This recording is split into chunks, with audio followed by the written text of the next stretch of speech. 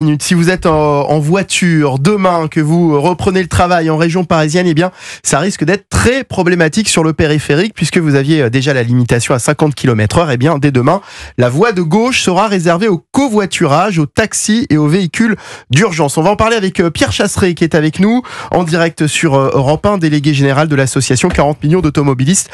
Bonsoir Pierre Chasseret, merci d'être avec nous en direct ce soir. Bonsoir Mickaël, bonsoir à tous. Alors, on va pas se mentir, on est dans une volonté d'évincer là, les automobilistes du pourtour de la capitale. Quelles vont être les conséquences, selon vous, de ce changement qui attend les Franciliens à partir de demain ? Selon moi, non là c'est même pas selon moi. J'ai pas besoin de lire dans une boule de cristal pour savoir ce qui va se passer.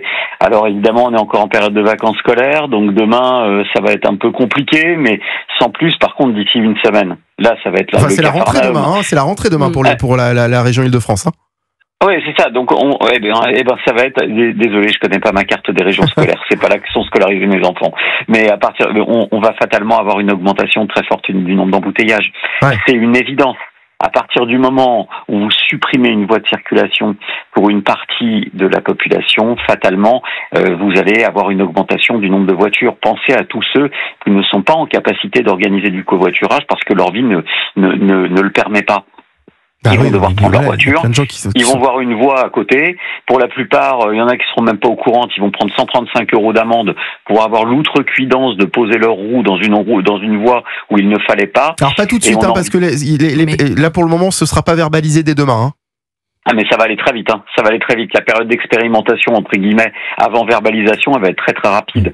Donc les automobilistes vont avoir très peu de temps avant de se mettre à la page de ces voies de covoiturage qui de toute façon ne vont pas fonctionner. On va pas abaisser de toute façon le nombre d'embouteillages. Je rappelle quand même que la mairie de Paris a réussi ce format assez exceptionnel de réduire le nombre de voitures et d'augmenter le nombre de bouchons, ce qui est quand même assez exceptionnel. On a 1 100 000 utilisateurs sur le périph' au quotidien. 1 100 000 trajets. Et le pire, c'est qu'on on ne pénalise pas les Parisiens, là, on pénalise les Franciliens, on pénalise ceux qui habitent autour de Paris et qui travaillent à Paris. La question que j'ai envie de vous poser, Pierre Chasseret, est-ce qu'il y a des recours possibles contre cette décision ? Franchement, pour l'instant, non. Le seul recours, il est politique. C'est-à-dire que on va suivre, évidemment, avec l'association 40 millions d'automobilistes, l'évolution de la circulation sur le boulevard périphérique. Si on a une augmentation des embouteillages, nous saisirons le ministre des Transports, Philippe Tabarot, avec comme objectif, on n'en a qu'un, le transfert de compétences du boulevard périphérique. On ne peut plus supporter, en tant qu'automobiliste, qu'il y ait une sorte de barrière, de mur de Paris, comme ça, sur le périph', entre ceux qui habitent la banlieue, dont ne veut pas la capitale. Et puis, ça n'a aucune logique, parce que le périphérique, il est davantage utilisé par ceux qui habitent la banlieue que par ceux qui habitent Paris intramuros, on est d'accord. C'est ça, vous créez un mur, une frontière avec... D'un côté, les Parisiens, qui pour la plupart n'ont pas l'égoïsme de la ville de Paris. Il y a beaucoup de Parisiens qui ne sont pas du tout d'accord avec ce type de mesures, qui en plus sont stupides, parce que si demain le périphérique est trop embouteillé, quel sera le réflexe des automobilistes ?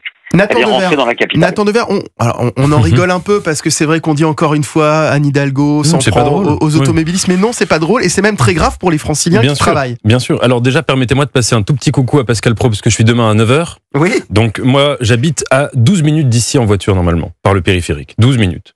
Et le lundi, je pars 45 minutes. 45 minutes avant et il m'arrive d'arriver en retard. Vous êtes dans Paris ? Je suis dans Paris, mais je dois prendre le périph'. Mais vraiment, je vous dis, un trajet de 12 minutes.